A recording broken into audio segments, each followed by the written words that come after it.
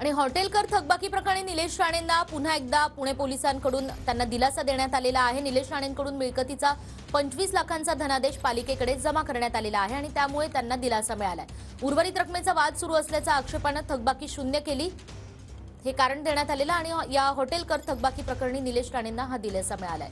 अधिक माहिती घेऊयात आपले प्रतिनिधी योगेश बोरसे यांच्याकडून। योगेश, निकिता, निलेश राणे यांची जी डेक्कन परिसरातील व्यावसायिक जागा आहे त्या जागेच्या संदर्भातली पुणे महानगरपालिकेच्या मिळकत कराचा जवळपास 3,77,00,000 रुपयांचा थकबाकी होती आणि ही थकबाकी भरण्यासंदर्भातच काल पुणे महानगरपालिकेने त्या प्रॉपर्टीवरती कारवाई सुद्धा केली होती। ती प्रॉपर्टी सील केली होती। त्यानंतर शिवसेनेच्या ठाकरे गटानं या हॉटेलच्या बाहेर आंदोलन सुद्धा केलं होतं। निलेश राणे यांच्याकडून ही थकबाकी वसूल करण्यात यावी अशा पद्धतीची मागणी सुद्धा काल करण्यात आली होती। मात्र काल या सगळ्या संदर्भात निलेश राणे यांच्याकडून 25 लाख रुपयांचा धनादेश हा पालिकेकडे जमा करण्यात आलेला आहे। मात्र 3,77,00,000 रुपयांची थकबाकी असताना फक्त 25 लाख रुपयांचा धनादेश हा पुणे महानगरपालिकेकडे जमा करण्यात आलेला आहे।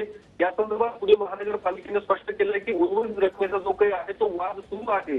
त्यामुळे मिळकत कर सध्या शून्य अशा पद्धतीची करण्यात आलेली आहे। त्यामुळे ती जी प्रॉपर्टी आहे ती लवकरच त्याचं सील आता उघडण्यात येणार आहे। त्यामुळे ज्या पद्धतीने हा कालपासून जो काही वाद सुरू होता, माध्यमांमध्ये बातमी आल्यानंतर निलेश राणे यांनी तात्काळ 25 लाखांचा धनादेश हा पुणे महानगरपालिकेकडे जमा केलेला आहे। योगेश, जाणून घेत राहू अधिक। तुर्तास धन्यवाद।